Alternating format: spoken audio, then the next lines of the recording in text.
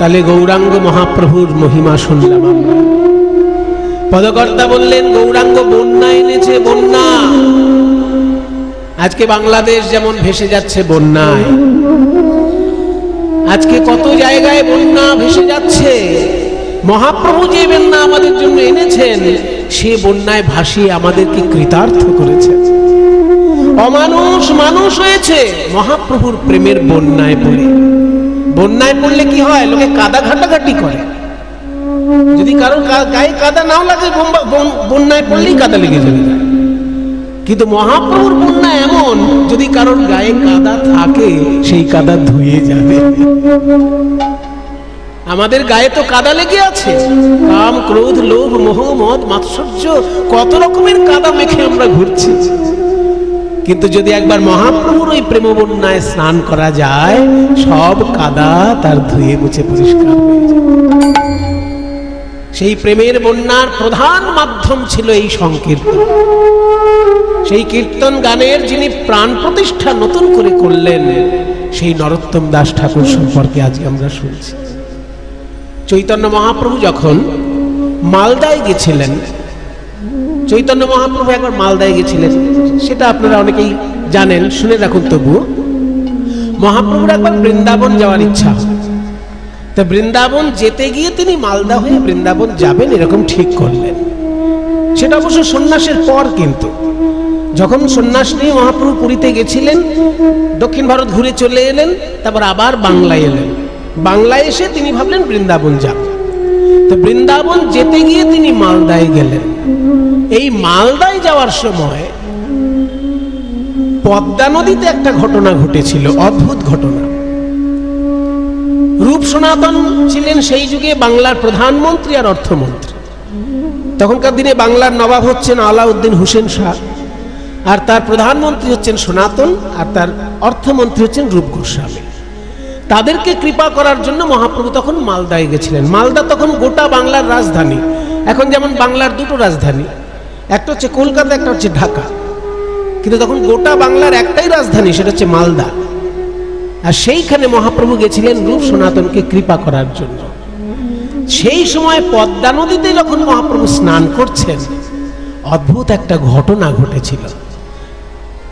পদ্মা নদীর তীরে আমার শ্রী গৌরাঙ্গ রায়, পদ্মা নদীর তীরে আমার শ্রী গৌরাঙ্গ রায়, পদ্মা নদীর তীরে আমার শ্রী গৌরাঙ্গ রায়, পদ্মা নদীর তীরে আমার শ্রী গৌরাঙ্গ রায়। ভক্তগণের সঙ্গে করি হরি গুণ গায়, ভক্তগণের সঙ্গে করি হরি গুণ গায়, ভক্তগণের সঙ্গে করি হরি গুণ গায়। হরি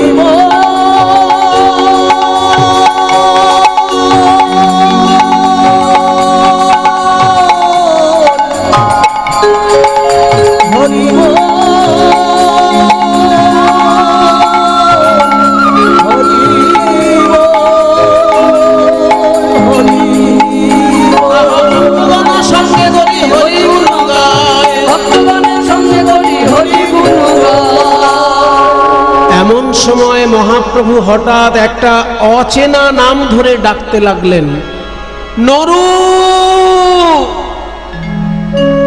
নরু রে,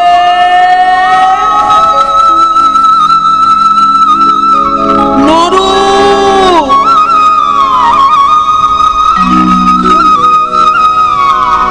এই কাকে ডাকছে মহাপ্রভু? এই আমরা যারা ভক্ত, আমরা সবাইকে তো সবাই চিনি, আমাদের মধ্যে তো কারোর নাম নরু নয়। কার নামে ডাকছেন মহাপ্রভু? প্রভু আপনি কাকে ডাকছেন? আমি যাকে ডাকছি তার এখনো জন্মই হয়নি। হ্যাঁ হ্যাঁ, তার ডাক নাম হবে নরু, আর ভালো নাম নরোত্তম। নরোত্তম এখনো জন্মগ্রহণ করেনি, কিন্তু এই পদ্মা নদীর তীরেই সে জন্মগ্রহণ করবে, তাই আগে থেকে আমি তাকে আহ্বান করে দিচ্ছি। সে কি প্রভু, এখনো যে ছেলেটা জন্মায়নি তার নাম ধরে ডাকছেন আপনি? তোমাদের স্নান হয়ে গেছে? হ্যাঁ প্রভু, আমাদের স্নান হয়ে গেছে। তোমরা তাহলে একটু নদীর উপরে উঠে দাঁড়াও, আমার এই পদ্মা নদীতে কিছু ব্যক্তিগত কাজ আছে। এই সবাই সরে আস, সরে আস। সবাই দূরে সরে গেল। নাভি জলে দাঁড়িয়ে প্রেমের ঠাকুর গৌর হরি আমার পদ্মা নদীর দিকে তাকিয়ে নদীর সঙ্গে কথোপকথন করছেন। হা কৃষ্ণ প্রাণ কৃষ্ণ বলে কাঁদছেন মহাপ্রভু, আর তার নয়নের বিন্দু বিন্দু অশ্রু জল পদ্মা নদীতে মিশে যাচ্ছে। পদ্মা নদীর উদ্দেশ্যে গৌর হরি বলছে, ওগো পদ্মা, এই যে তোমার জলে আমার চোখের জল মিশে যায়, জানবে আমার নিছক অশ্রু জল নয়, আমার বুকের ভিতর যে জমাট বাঁধা কৃষ্ণ প্রেম, সেই কৃষ্ণ প্রেম বিগলিত হয়ে অশ্রু রূপে বাইরে বেশ বেরিয়ে আসছে। আর এই বিন্দু বিন্দু প্রেম আমি তোমার জলে মিশিয়ে দিলাম। তোমার তীরে যেদিন নরোত্তম জন্মগ্রহণ করবে, নরোত্তম যেদিন তোমার জলে প্রথম স্নান করতে আসবে, সেদিন আমার এই প্রেম তুমি তারে দেবে। আমার প্রেম তারে দেবে। যেদিন নরোত্তম স্নান করতে আসবে, আমার প্রেম তুমি তারে দেবে। যেদিন নরোত্তম স্নান করতে আসবে, আমার প্রেম তুমি তারে দেবে। যেদিন নরোত্তম স্নান করতে আসবে তোমার জলে, আমার এই কৃষ্ণ প্রেম তাকে সমর্পণ করবে। এগুলো অদ্ভুত কথা, অলৌকিক কথা, সাধারণ লোকের বিশ্বাসযোগ্য নয়, কিন্তু ঘটেছে। পদ্মা নদী বলছি, ওগো মহাপ্রভু, আমার জলে তো প্রতিদিন হাজার হাজার মানুষ স্নান করে, কে নরোত্তম আমি কেমন করে বুঝবো? মহাপ্রভু বললেন, এইটা একটা দামি কথা। হাজার হাজার লক্ষ লক্ষ লোক পদ্মা নদীতে স্নান করছে, নরোত্তম দাসটাকে চিনবে কি করে? বলে, তাহলে তাকে চেনার একটা উপায় শোনো। নরোত্তম দাস যেদিন প্রথম তোমার জলে স্নান করতে আসবে, তার গায়ের ছোঁয়া লাগলেই তোমার জলে অজস্র তরঙ্গ সৃষ্টি হবে। যার গায়ের ছোঁয়া পেলেই তোমার তরঙ্গ সৃষ্টি হবে, জানবে সেই নরোত্তম দাস। যাহার পরশে তুমি অধিক উছলিবা, যাহার পরশে তুমি অধিক উছলিবা, আমার এই প্রেম তুমি তাহারেই দিবা। আমার এই প্রেম তুমি তাহারেই দিবা। সেদিন তোমার তরঙ্গ বাড়বে, তোমার তরঙ্গ বাড়বে। নরোত্তমের পরশে তোমার তরঙ্গ বাড়বে। নরোত্তমের পরশে তোমার তরঙ্গ বাড়বে। নরোত্তম যেদিন প্রথম তোমার জলে স্নান করতে আসবে, তার ছোঁয়া লাগলেই তোমার ঢেউ সৃষ্টি হবে, জানবে সেই নরোত্তম। পদ্মা নদী মনে মনে ভাবছে, বাহ, কবে নরোত্তম এসে আমার জলে স্নান করবে সে তো আমি জানি না, কিন্তু যতদিন নরোত্তম না আসছে ততদিন আমি গৌর প্রেম ধনে ধনী হলাম। প্রেম ধনে ধনী হলাম, আমার নদী অনম সফল হলো, গৌর প্রেম ধনে ধনী হলাম। আর নদী জনম সফল হলো, আমি শ্রী গৌরাঙ্গের প্রেম পেলাম। নদী জনম ধন্য হলো, গৌরাঙ্গের প্রেম পেলাম। আমার নদী জনম ধন্য হলো, গৌরের ধনে ধনী হলাম। নরোত্তম কবে আসবে জানি না, কিন্তু আমি গৌরাঙ্গ প্রেম পেয়ে তো ধন্য হলাম। তারপরে মহাপ্রভু রূপ সনাতনের সঙ্গে দেখা করেন এবং সনাতন গোস্বামী বলেন, প্রভু আপনি এই পথে বৃন্দাবনে যাবেন না, আপনি এখান থেকে ফিরে যান, পরবর্তীকালে জঙ্গলের পথে আপনি বৃন্দাবনে যাবেন। তাই পরবর্তীকালে চৈতন্য মহাপ্রভু ঝাড়খণ্ডের জঙ্গল হয়ে বৃন্দাবনে গিয়েছেন। এদিকে এই যে মহাপ্রভুর দিব্য প্রেম মিশে রইল পদ্মা নদীর জলে, ওই পদ্মা নদীর তীরেই যে রাজবাড়ি, সেই রাজা হচ্ছেন কৃষ্ণধন দত্ত, রাজশাহী জেলার রাজা তিনি। রাজশাহী জেলাটা কোথায়? যারা বাংলাদেশ এবং পশ্চিমবঙ্গের ম্যাপটা ভালো জানেন তারা একটু চিন্তা করুন। মুর্শিদাবাদ যেখানে শেষ হচ্ছে পদ্মা নদী, এপারটা জলঙ্গি, মুর্শিদাবাদের ওই কোনটায় জলঙ্গি আছে না, জলঙ্গির ঠিক ওপারটা গেলেই, একটু এগিয়ে গেলেই পদ্মা নদীর পাড়েই রাজশাহী জেলা। হ্যাঁ, কাজেই রাজশাহী আর মুর্শিদাবাদ পদ্মা নদীর এপার ওপার বলতে পারেন। তা সেই রাজশাহীর রাজা ছিলেন কৃষ্ণধন দত্ত, তার পুত্ররূপে জন্মগ্রহণ করলেন এই নরোত্তম। রাজশাহী জেলায় আছে খেতুরি গ্রাম, রাজশাহী জেলায় আছে খেতুরি গ্রাম, কি অপূর্ব শোভা তার অতি মনোরম, কি অপূর্ব শোভা তার অতি মনোরম। নরোত্তম জন্মিলেন, ঠাকুর নরোত্তম জন্মিলেন কৃষ্ণধনের ঘরে, ঠাকুর নরোত্তম জন্মিলেন কৃষ্ণধনের ঘরে, মহাভাগ্যবতী নারায়ণীর উদরে, মহাভাগ্যবতী নারায়ণীর উদরে।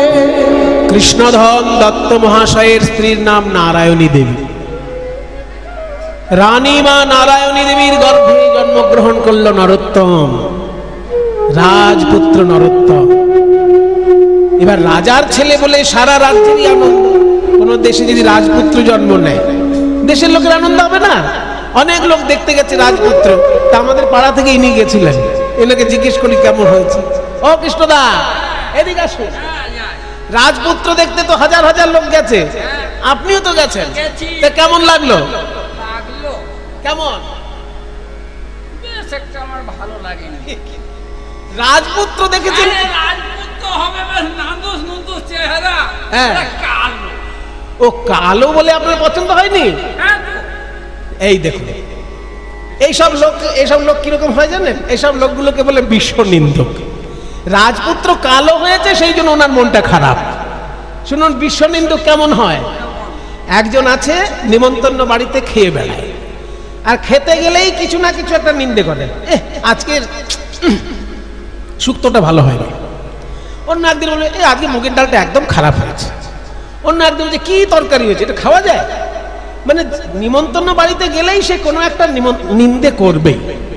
এবার একটা নিমন্ত্রণ বাড়িতে সে গেছে, কোনোটাই খারাপ হয়নি, সব আইটেম খুব ভালো হয়েছে, সমস্ত লোক প্রশংসা করতে করতে যাচ্ছে।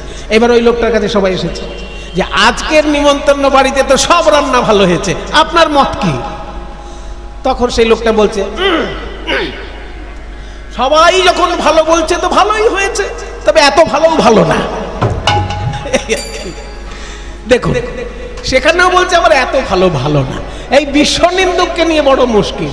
শুনুন মশাই, রাজার ছেলে কালো হয়েছে বলে চিন্তা করবেন না, কারণ সোনার আংটি সোজা হলেও যত টাকা ভরি, বাঁকা হলেও তত টাকাই ভরি। মানে তুমি বলছো নাই মামার থেকে কানা মামাই ভালো।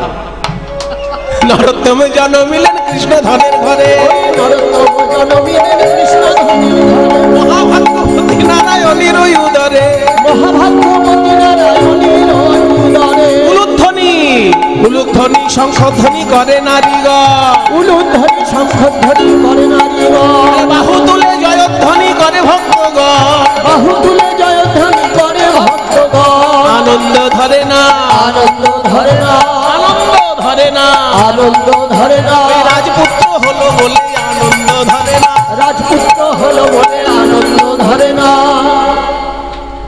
সারা রাজ্যের লোক রাজপুত্রের জন্ম হয়েছে বলে আনন্দ করছে, কিন্তু রাজা মনে মনে চিন্তা করছেন যে আমার ছেলে রাজ ঐশ্বর্যে বড় হয়ে যেন শিক্ষা থেকে বঞ্চিত না হয়, সেই জন্য ছোটবেলা থেকেই ভালো জায়গায় পড়াশোনার ব্যবস্থাটা করতে হবে। রাজা চিন্তা করছেন ছেলের পড়াশোনা নিয়ে। তখনকার দিনে রাজশাহী জেলার সব থেকে বড় পণ্ডিত ছিলেন কৃষ্ণদাস পণ্ডিত মহাশয়।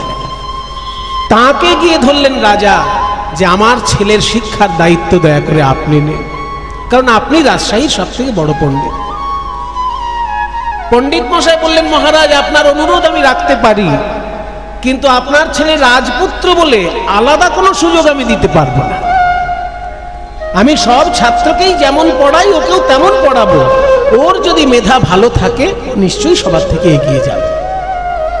ঠিক আছে, তাহলে আজকে আমার ছেলেকে নিয়ে আসি। হ্যাঁ, আজকে নিয়ে আসুন, ওর আমি একটু ছোট্ট করে পরীক্ষা নিয়ে।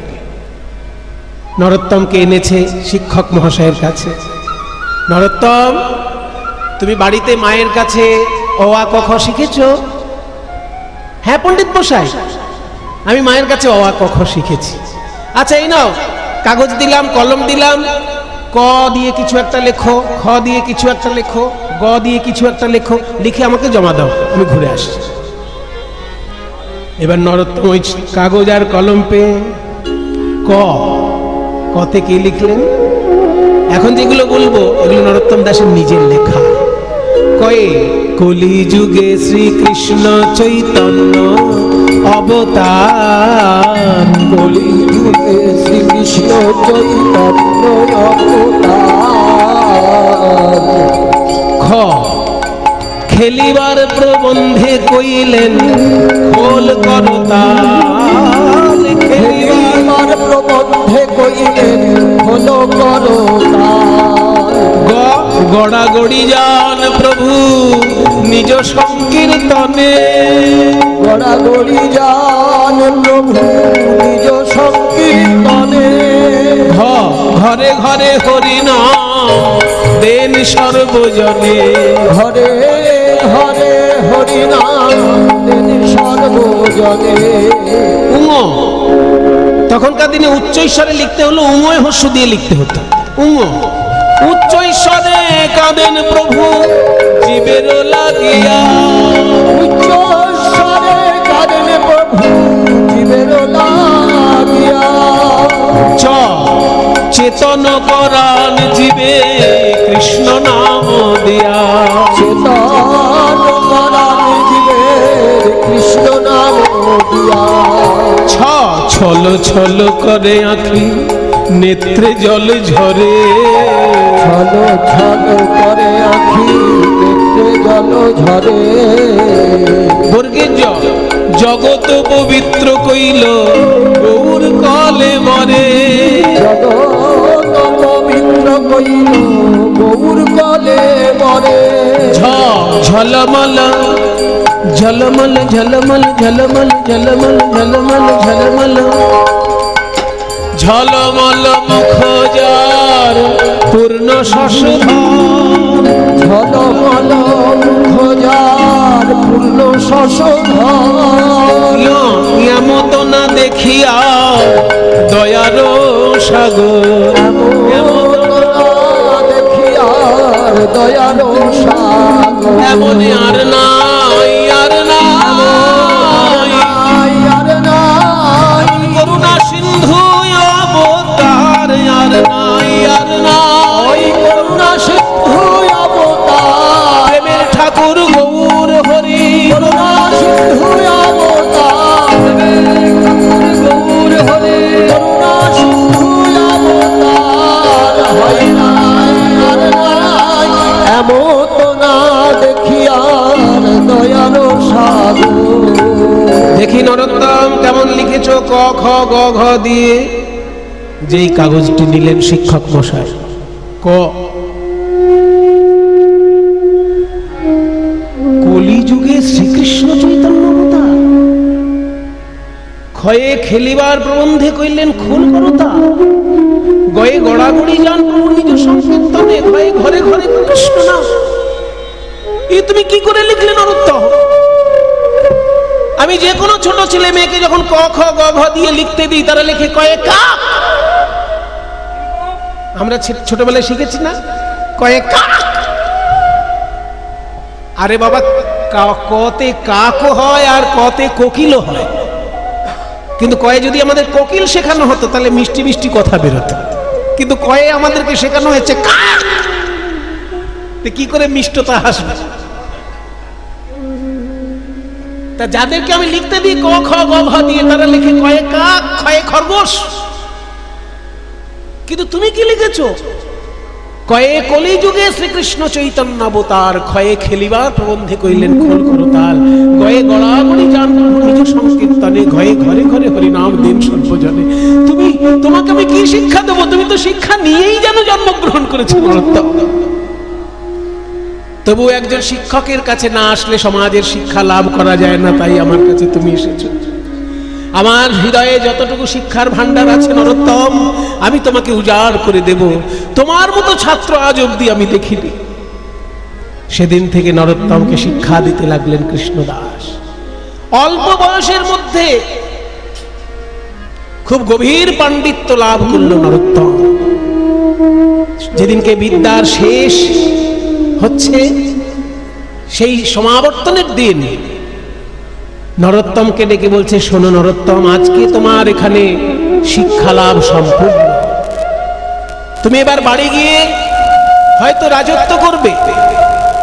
একটা কথা আমি তোমাকে যাবার সময় বলে দিতে চাই, সোনার বাংলায় জন্মগ্রহণ করে কেউ যদি প্রেমের ঠাকুর চৈতন্য মহাপ্রভুকে ঠিক ঠিক না চেনে, তাহলে বাঙালি হিসেবে তার জন্ম লাভ পরিপূর্ণরূপে সার্থক নয়। বাংলায় জন্ম নিলাম অথচ চৈতন্যদেবকে চিনলাম না, তাহলে আমি অসম্পূর্ণ বাঙালি। জেনে রাখো, 4টে বেদ পড়েছে, 6 দর্শন পড়েছে, কিন্তু গৌরাঙ্গ মহাপ্রভুকে চেনে না, তার সম্পূর্ণ শিক্ষা লাভ হয়নি, তার শিক্ষা অসম্পূর্ণ শিক্ষা। 4 বেদ সরদর্শন করিয়াছে যেই জন, 4 বেদ সরদর্শন করিয়াছে যেই জন। 4টে বেদ কি কি? হ্যাঁ, আপনাদের সবারই জানা, ঋক, সাম, যজুঃ, অথর্ব। এই হচ্ছে 4টে বেদের নাম। এবার যদি বলি 6টি দর্শন কি কি, এটা হয়তো সবাই পারবেন না। এটা একটু শুনে রাখো। 6টি দর্শন হচ্ছে সাংখ্য, যোগ, ন্যায়, বৈশেষিক, মীমাংসা এবং বেদান্ত। এই 6টি দর্শনকে বলা হয় আস্তিক দর্শন, কারণ এগুলো বেদের প্রামাণ্য স্বীকার করে। আর যে দর্শন বেদের প্রামাণ্য স্বীকার করে না অথচ ভারতীয় দর্শন, তাকে বলা হয় নাস্তিক দর্শন। সেগুলো সংখ্যায় 3টি: বৌদ্ধ দর্শন, জৈন দর্শন এবং চারবাক দর্শন। এই 3টি দর্শন বেদের প্রামাণ্য স্বীকার করে না। আর যারা বেদের প্রামাণ্য স্বীকার করে, সেই 6টি দর্শনের নাম হচ্ছে সাংখ্য, যোগ, ন্যায়, বৈশেষিক, মীমাংসা, বেদান্ত। এই সব পড়ে ফেলেছে, কিন্তু চৈতন্যদেবকে চেনে না। তার কি হবে? সে